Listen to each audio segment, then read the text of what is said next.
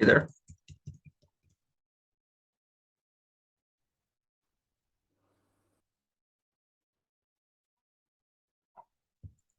Hey, Hello? boss, can you hear me? Yeah, I can hear you. How are you? I'm doing very good. Hey, I don't have my camera, my webcam set up, so I'm just running audio. Is that okay? Yeah, it's fine with me. But Very good. yeah, anyways, I'm not really good with technology, so I'm just recording Zoom calls and I'm gonna try uploading them on YouTube. So just letting you know, nothing big here, nothing interesting. No problem. You're good.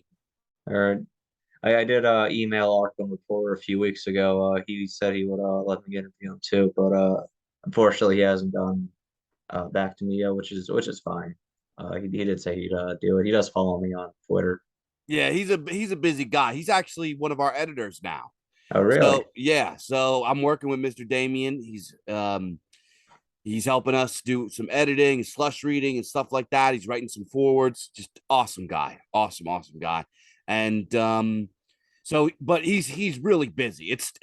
I work with the guy now, and it's like he pops in every other day or whatever. He's going to the gym, he's working, he's doing Mhm. all this stuff, and now he's working with Bizarchives. So just give him a little bit of time to get back with you. He is a busy guy. Yeah, I kind of figured. I mean, I don't mind because like I'm not promising anything big here. I just wanted to talk to some people, record it. Just kind Sure. of. I just thought it'd be kind of fun. Yeah, yeah, Mr. Damien, he is a very smart guy. Really knows his stuff when it comes to Lovecraft and cosmic Yeah. horror as a whole. Me and him, sometimes we have like little meetings or whatever, Hmm. and me and him will just yak. You know what I mean? Me and him just go back and forth. I really like the guy, and man, I just really like him. He's a good dude. A lot of fun to work with. Really knows his stuff, and his content's great. I've been watching Yeah. his content for a long time. I love his channel. Yeah, I love it too. Honestly, nothing motivates me to write a short story than watching some of his videos. Yeah, here's how I found out about Bizarchives. The moment I found out about you guys, I immediately just tried to finish one of my older short stories, fix it up a bit, then I send you guys an email. Oh, did you already send it, or you're getting ready to send it? I sent it a while ago. Let Yeah, me We have like that's a it. backlog of submissions. So what name did you go under? Here lies Desmond Weiss. Yep, actually I recognize that title. Oh, okay. Here, I'll bring it back up.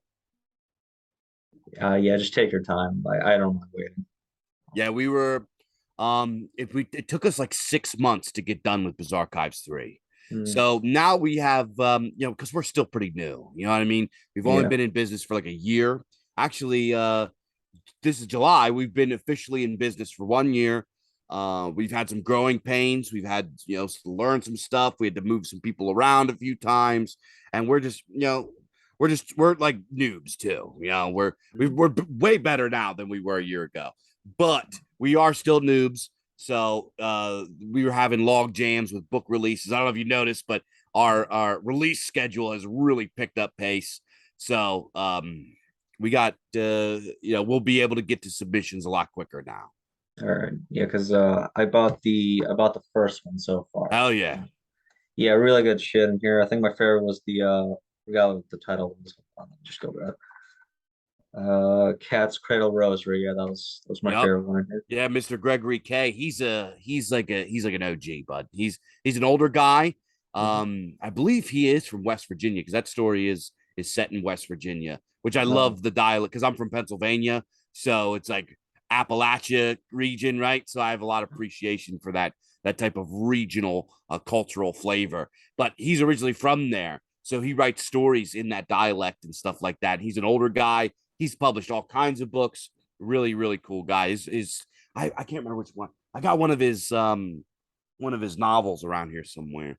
mm, I'm like digging around looking for it, like you could see what it like if I held it up, you could see. But okay. yeah, it's really good stuff. Greg K is tremendous. Mm.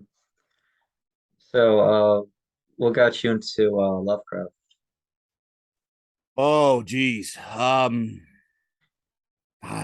be honest with you. So this is how I discovered Lovecraft, right? Mm. I was in like middle school, right? I'm like probably sixth, seventh, eighth, one of the years of middle school, and um, I was really into like. Do you remember the book series Goosebumps? Yeah, I don't know how old you are. I'm 21. Okay. Well, Goosebumps. I don't know if it was popular still when you were younger, but when I was a kid, I'm 35. It was like popping, right? Everybody was reading, collecting Goosebumps. It was like the shit. So I was reading these Goosebumps stuff, and by the time I got like in the middle school years, it was a little bit too behind me, right? I'm getting into like creepy and eerie comics and like Tales from the Crypt and Mm. like this kind of stuff. I used to go to the flea market. I used to love going to the flea market. So we go to the flea market and I'd pick up cool old Ace paperbacks and cool heavy metal albums on cassette and CD back when they still had that shit going and vinyl still. But I also used to love getting these old school comic books. So I wasn't like up on creepy and eerie when I was reading it. I was reading the shit from like 1988, like all that kind of stuff. So they're really cool old school stuff. So that was what I was into. And I recently before that I read Poe. Poe was like the first. I got this book from my school library. It looked like it was about this thing was ancient, right? It was like really old school sewn bound book with the leather, and it just said it like what's it called when it's like sticking in, I can't remember, like on the cover it just said Poe. It was a Mm. black book and in gold just said Poe, and I was like, okay, this spooky old book's got to be cool, and I just fell in love with Edgar Allan Poe. I thought, and I know it's a little cliche now to say that you love Poe or whatever, but I don't even care. Poe is still awesome, still Yeah. great. And I was looking for. I'm in the local library at this point, in my hometown, and I'm looking for a series that R.L. Stein did for like young adults, which is called Fear Street. And instead of Fear Street, I don't know how I came across it, but I stumbled upon a book that I pulled out. It was kind of weird and green and black and had like a fucking octopus head. I'm sorry if I'm cursing and swearing. Should I clean up my language for your program? Swear as much as you want. Okay, cool. Because I'm an East Coast guy. We got potty mouths out here. So I find this book and I was like, this thing is fucking cool, man.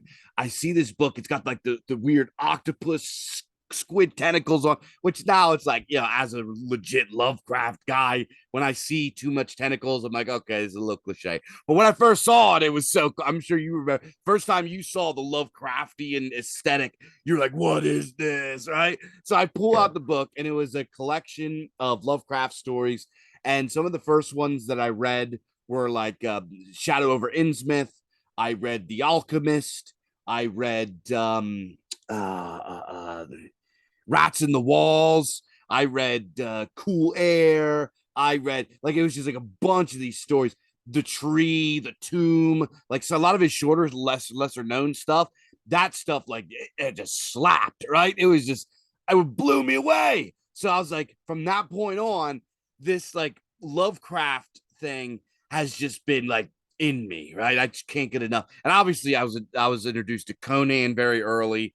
All of this, the Weird Tales guys, right? I Yeah. I got I through Lovecraft. I found out about Clark Ashton Smith.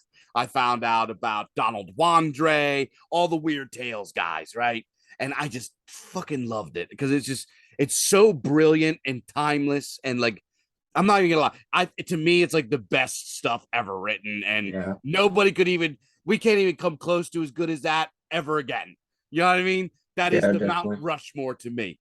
But so that's how I got into Lovecraft and cosmic horror. Now, when I got a little bit, when I got a little bit older, I like read the hell out of everything, and then I sort of became a young adult in my early 20s, and I was more interested in like partying and girls and playing heavy metal and doing that kind of stuff. So I wasn't reading quite as much then. And then after that, when I got married and had my kids and everything, I got really into like political stuff. So I started reading a lot of political philosophy books, and I got really into that. And obviously, so I kind of took like a sabbatical from fiction for a while. I still loved it. I still read it, but it wasn't like a big part of my life, like it was for a long time. So after a while, I was like, you know what? I got to go back and I got to revisit all these things that I love. Right. And I go back, I have this, it's worn as hell. It looks like it's been through like World War I trench warfare with like, it's got like somebody like spilled wine and grape juice on it. So it looks like it's covered in blood. It's like, it's got like dirt. Like, it's just like, it's abused. It's weathered, big hulking tome. It's like, the complete the complete collection and works of Lovecraft or whatever, right? It's got the Cthulhu on the front. I got it for like $2 at like some bookstore going out of business, and I just like ferociously read this thing, and I still have like it's like floats around my house. I read it all the time. I reread stories all the time, and I was like, you know what? This pulp stuff was so based. You know what I mean? This pulp stuff, this was the secret sauce. This was like, this was the golden era of imaginative writing, in my opinion. Mhm. And I didn't think anything really after that captured the magic, except for maybe a few things, right? I think that Frank Herbert's Dune belongs in the conversation of greatest fiction works ever. And yeah, there's a few, right? Yeah. There's since then there were still people writing good stuff. Like it didn't like stop there and then there's this like drought. But that was like a period that was just special. That was like the big bang. And like everything that is good in pop culture today comes from that. I don't care what anybody says. It doesn't matter if you're watching John Carpenter movies. It doesn't matter if you're listening to heavy metal music. It doesn't matter if you're playing Warhammer 40K or Dungeons and Dragons. It doesn't matter what you're doing. Even like action movies, superheroes, whatever you can think of in pop culture that's actually good comes from pulp. Was sired by the pulp greats, right? The pulp romantics, I like to call them, because they were a very romantic kind of art movement in a time that romanticism was kind of like really, really the opposite of what everybody else was doing. This was the time of modernist art, right? This is the time Mhm. of T.S. Eliot and Robert Frost and Ezra Pound and Ernest Hemingway, et cetera, et cetera. They kind of got rid of the ornateness and the floweriness of like romantic styles of art, and they went through the processes of reductionism that modernist art really means. Now obviously we've gone into postmodernism and now into hypermodernism, into hypermodernity, which is like a whole can of worms. But I'm kind of like going on this big long rant, I'm sorry. Yeah, But that's right. I completely forgot where I was. So yeah, I was looking around, and also like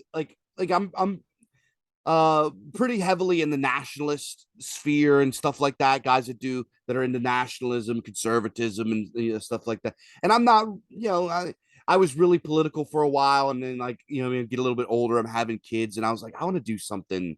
I want to do something different. You know what I mean? I want to do something that adds to the culture, that fights in the culture war, that but isn't propaganda and isn't really inherently political, but pushes back against all of the nasty stuff out there. You know what I mean? That we got people out here that are literally advocating for abusing children. They're just like, Yeah. it's what I mean. I'm sure it's the the deputized hordes of the machine are some of the most demonic, depraved mutants you can imagine. These creatures are just absolute shambling dermoid homunculi, just like the hideous creatures from Necromunda is what we're dealing with, right? So Yeah. I wanted to put something that out there that wasn't that.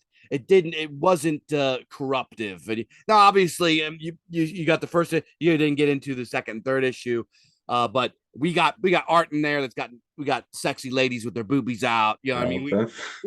We we got stories about demons getting ripped apart, blood and guts. We got horrible like horror stuff. We got really disturbed. So we're like really zany, right? We're like really, so some people like one of our they Bizarchives degenerate. I hate that. I hate that criticism because we're not degenerate. It's not what degenerate means. These guys over there that I was talking about before are the degenerates. But when it comes to when I looked around and I was like, I need to create something, right? I want to give myself to the culture war, because before I got involved with like politics and all this kind of stuff, I was a musician, I was a writer, I was like I'm a creative guy. That's just who I am. That's in my soul. I'm like multi-generational. My mom's family, when they came over from Italy, they were like wedding singers, and like, you know, my art runs in my family. It's like who we are, who I am. So I was like, I want to get back into doing this, because doing the political, I was like, I was doing podcasts, doing like political shock jock, like edgy stuff, and conspiracy theories and all this kind of. And while, you know, it's fun and it gets attention and stuff like that, I started to feel like a dancing monkey. And it doesn't matter who you are or how big you get. Uh, Getting death threats where people threaten your kids and stuff, after a while gets to you. You start thinking of it, just rots your brain out, it rots out your soul, and all you can think about is how much you hate these people, and how much, have you ever found them, what you would do to them for saying that and saying that stuff about your family. You know, if you're a man, you got a set of balls and a spine on you. You're not going to be cool with somebody saying something nasty about your wife and about your kids. That's fighting words. But the problem is, on the internet, we've been robbed of like the defending the honor of our families. They could just pretty much just say whatever they want and get away with it. So you're just left to stew with these horrible things that come out of their disgusting mouths. It just got to me, and I got tired of it.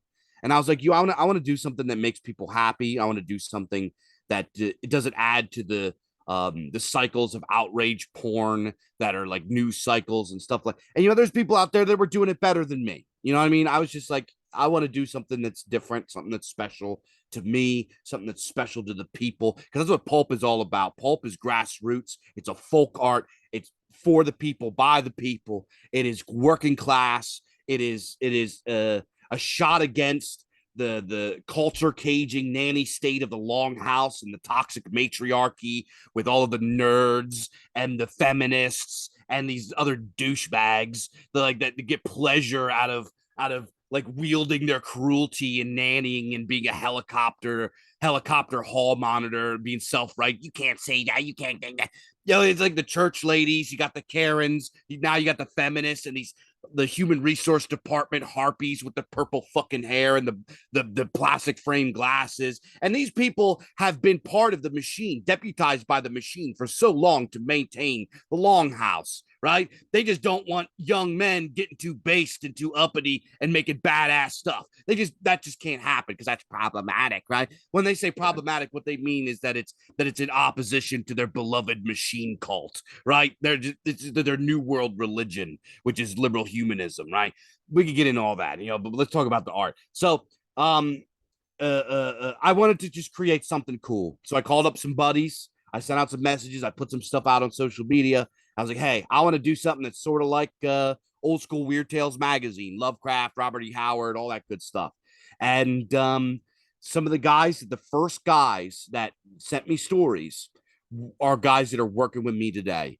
A. Cuthbertson, who has the Cosmic Horror double feature that came out. He's in all the issues of Bizarchives.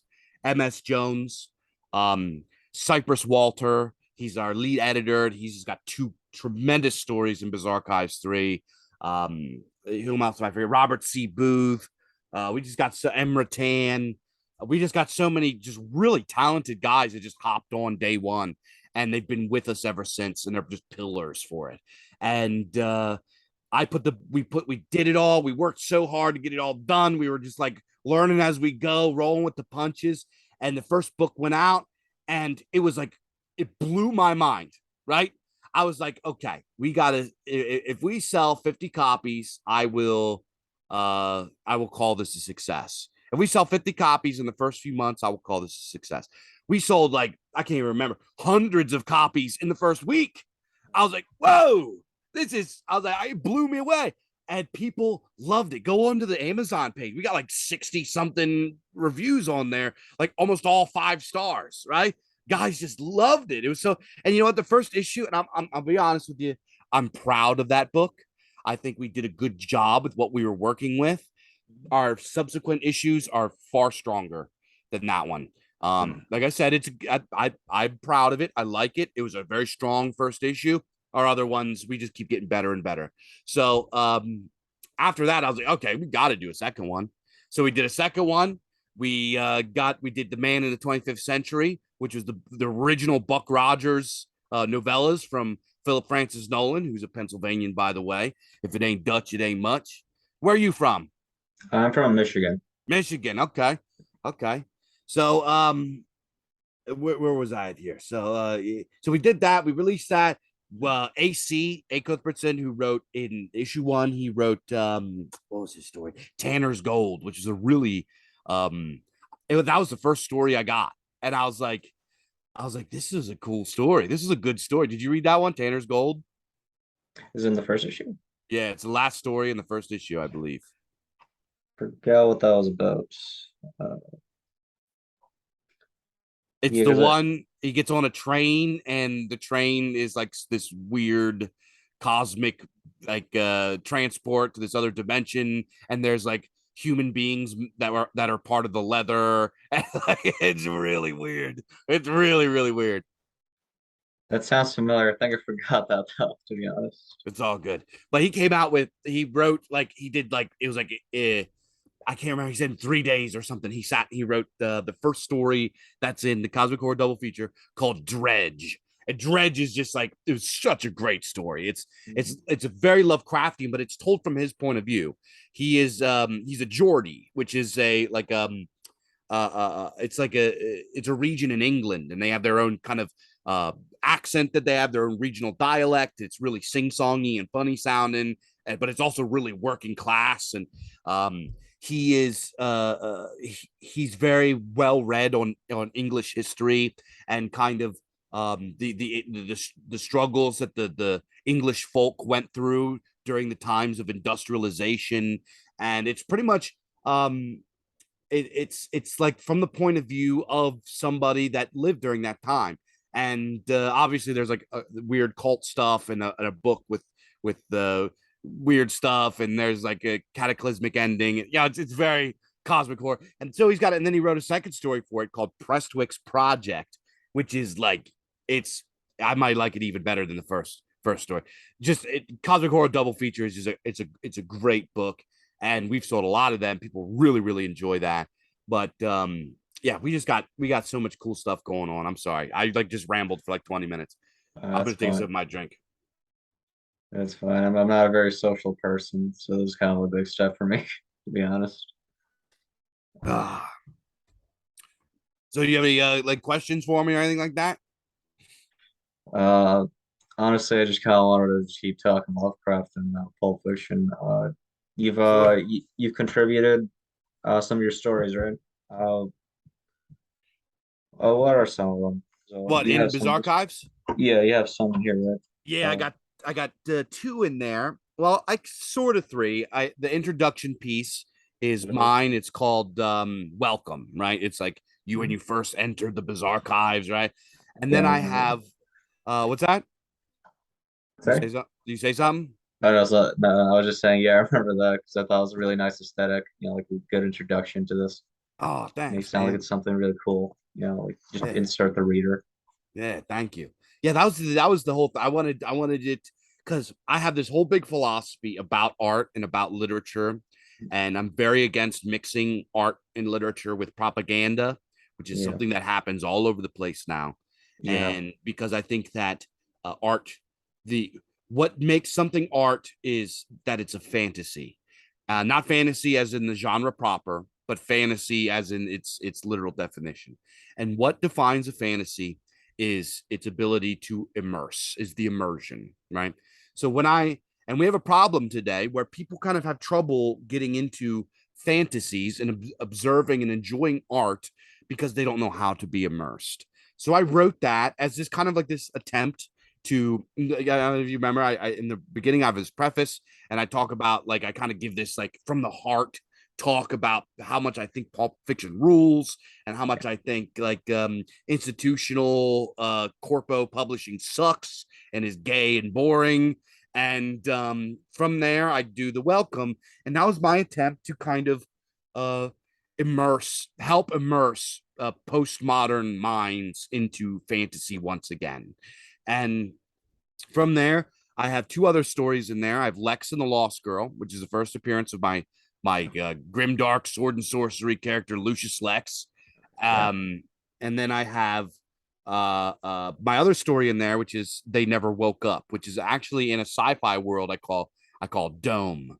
And I actually have in Bizarchives 4 another story from Dome is going to be in there called She Has Arrived. And it's probably the most grim, tragic, heartbreaking, terrible thing I've ever created. So people that like happy stories are gonna hate it.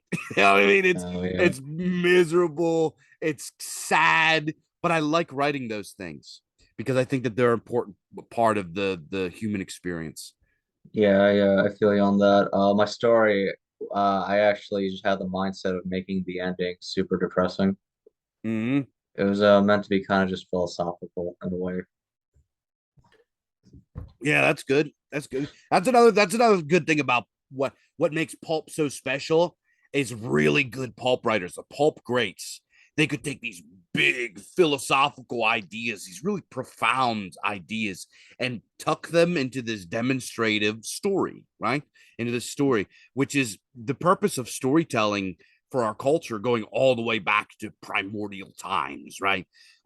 Storytelling is something that is as old as we are, right? Before the written page, before even like the first buffalo or bear was scrawled on a cave wall, people were telling stories. And this is, storytelling and poetry are our oldest art forms and our most special. They're to me they're spiritual things, right? These are like spiritual traditions that must be maintained for us to remember who we are. You know what I mean? So when we get into this like storytelling tradition and stuff, it's part of what I call the mythopoetica, the mythopoetic current that is part of epic storytelling, and it's just an important part of who we are. Yeah. Uh, what you were saying earlier with people mixing arts with their propaganda, Yeah, which is very common you see nowadays, especially with like modern Marvel movies after Phase 3. Uh, yeah, let's not give too many examples here, but especially like what was it in Endgame where they had like all the women just randomly lining up. So I just remember being in the theater and just cringing and yeah, when you get like used to seeing stuff like that, I kind of have like this mindset where just I'm not very woke, but I don't want to make like any anti-woke themes in any stories because I feel like it'll just make some people take their mind off the arts and just on yeah. something that's completely unrelated. So it's yes, like storytelling has really got to be about the actual arts, so we don't ruin it. Yeah. So this is what I tell like to hate like the woke stuff. It's just natural. Nobody with a normal brain is going to look at that. But, this is beautiful art. Like nobody is going to do that, right? Yeah, So this is what I tell people. I say, if you really want to make something that is anti woke, just make something normal, right? yeah, Normalcy is anti woke. Have a hero who's a big, strong, muscular guy. That is anti woke. Make him a white guy. That really makes him mad. Make sure that there's no gays in your story. Like normal. That's anti woke. Like just have like a happy family in your story that you're just normal and don't like put things in their butts or like do any grotesque things and their kids not transgender. Like all of this like just bizarre shit. Just like leave that out and write normal stories like people used to. That is anti woke. Make the bad guy ugly and stupid and fat and hateable. Make him something that you hate instead of this like kind of relatable, kind of good guy. Who's good and who's bad? We don't know. Oh my god, you know, like and, there's something to be said for like nuance to that kind of stuff. And really good artists can make a realistic depiction of that. I'm not of the I don't believe in this black and white dichotomy of good and evil all the time. But if you're gonna have a bad guy, he should be a good bad guy. And by a good bad guy, I mean an ugly, stupid piece of shit that everybody hates, right? Or maybe he could be smart. Maybe he's hyper intelligent, but maybe he's kind of got like a girly frame, and you know what I mean? Like Yeah. you got to have the bad guy. People are like, oh, I hate that guy. That's anti woke. Just make stuff that's normal and it's anti woke. You don't have to go over the top and like something ridiculous throwing feminists into an incinerator or wood chippers. Yeah, you don't have to have stuff like that, but you Just can make make all it. the bad guys transgender and then trying to take over the world, make them all like pro-trans. Yeah, you know what's crazy? There's a story that's just like that that was written in 19 2028. It was Really? called The Feminine Metamorphosis. I Mhm. actually have it appeared in Science Wonder Stories. I have it around here. I was just reading it. I've been looking up. I'm a very proud Pennsylvanian, so I like to find all the pulp writers that are from Pennsylvania. What's his name? Dr. David H. Keller. He was a real doctor, right? Back in the day. And Okay. he actually wrote a lot of books that were like warning people about the coming narrative of certain groups of people about like trying to sexualize children and homosexuality. He was very like guys, be careful about this shit. Back in the 20s, he was doing that, and he used to put Really? this into his stories. He was a really, really brilliant. He actually had a book, a novella called Age of the Robots, where he sort of like predicted automation, and like it was like obviously it was written in the 20s. He couldn't have understood about computers back then. So in his story, people are like living in these like cars and these like little pods and cars, and they have to be given coupons so they can like have sex with each other. It's like this really weird dystopian thing, and there's no jobs because robots do everything. So everybody's just kind of like miserable in these car houses, right? But he wrote this book called The Feminine Metamorphosis. And it was like literally these like feminists took over the world, and they all gave themselves sex changes so they could become men. And at the end, they got this weird disease from the Chinese bodies that they were harvesting for their sex organs, and they all died. But but it was like he like predicted it, so that's already in there. Yeah, that actually reminds me of something. You know the cartoon Ben 10? The cartoon what? Ben 10, the superhero show? Yeah, I think I know about that. Yeah, so I was talking to my friend Alex, and we were both fans of the cartoon, and then I just thought to myself as a joke, what if I start writing a script for a live action Ben 10 show on the CW and just make it super cringy, super woke? And I just made all the characters just come out as either gay or trans. I have Ben just watching his friend Kevin just showering in the first scene. Oh God, they'll give you $1 million, but you'll be a millionaire with that. I love that. I showed it to my brother, my first few pages. He was just laughing because I made the intergalactic police and the show, the plumbers that they hunt the aliens. And I just made them get defunded by the alien Antifa. My brother just started laughing right there when he read that. He was like, I gotta animate this. How do I animate this? Gotta learn how to do animation now. Yeah, I gotta make this show happen. Yeah, that's crazy.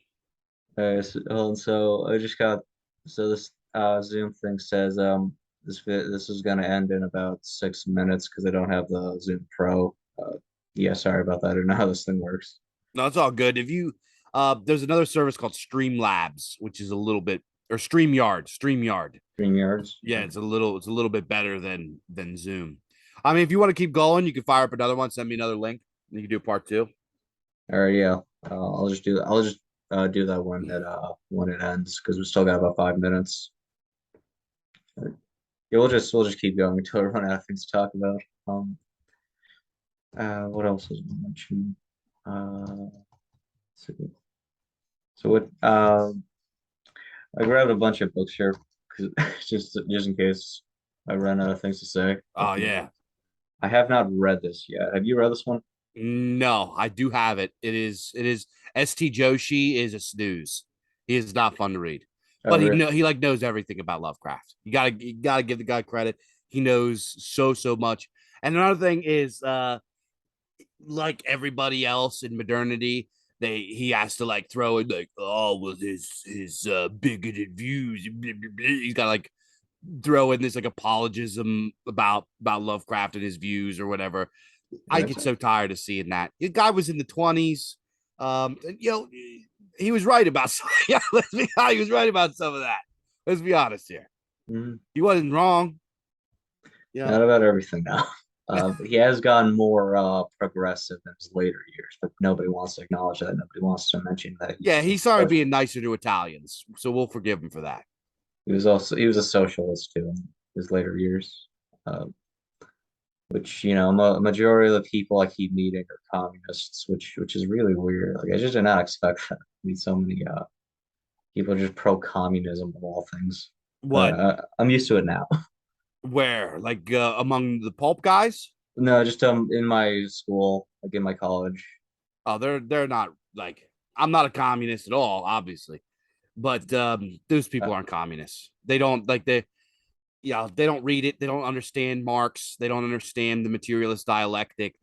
They're not actually communists. They're just larpers. You know what I mean? Like these are people that like real communists back in the day would have like shot them or like put them to work in the fields. You know what I mean? yeah, definitely. There's just like this one crazy girl. I knew her in elementary, and I kind of reconnected with her back in high school, but barely texted her. She's just like this on social media. She's like staunchly anti-capitalist. Every 5 minutes, just bitching about it, supporting Bernie Sanders, and just talking about the religious right, but never mentions anything about wokeism. Recently, she just vacationed to like 5 European countries, Yeah. and that seems just a little ironic to me. Yeah, yeah. I used to have a job. I used to work with these girls, these like rich white girls, and Yeah, like men and this and the patriarchy and as they're saying from their $1 million houses and the Porsche that daddy bought them and going to Bermuda with their daddy's credit cards. You know what I mean? Like yeah, absolutely zero self-awareness in these whores.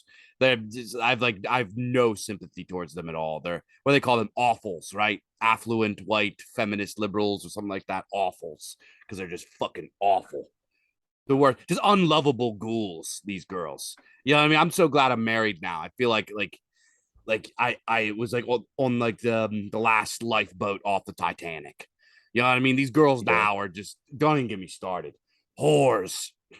Yeah, definitely. I got lucky because I got a girlfriend. She's from Mexico. She doesn't really understand these American politics. She doesn't really get it. She's not conservative in any way, but she just doesn't understand BLM. She just thinks feminists seem to have some kind of spitefulness towards men. Yeah, because they're just nasty. That's it. Yeah, exactly. Yeah. She's quite the my girlfriend's quite the minority. So you're into politics and stuff like that? Yeah, I kind of got into it when I was 13, which I think I may be a little too young to get into it, but Yeah, it's something that you guys you're a Zoomer, right? yeah, yeah, Yeah, it's something that's perfect. When I was 13, I was like playing video games and like when I was in like up until high school, it was like if you were into politics, that was gay and you were a nerd. You know what I mean? Like oh, he's into politics. What a what a homo. I mean, shove him into his locker. It was you got bullied if you were into politics. It was like the nerd thing. You were better off joining the chess club. You know what I mean? mhm. Yeah. Like, but now it seems to be just status quo. You like everybody I mean is a political commentator. Who cares? Uh, You want to send me yeah, another link? yeah. This is about to die in a second. Uh, or should I just wait for this minute to end? Let's see.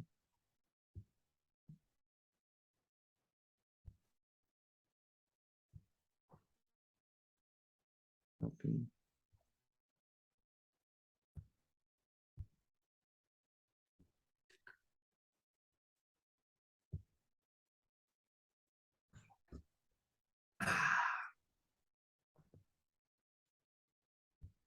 All right.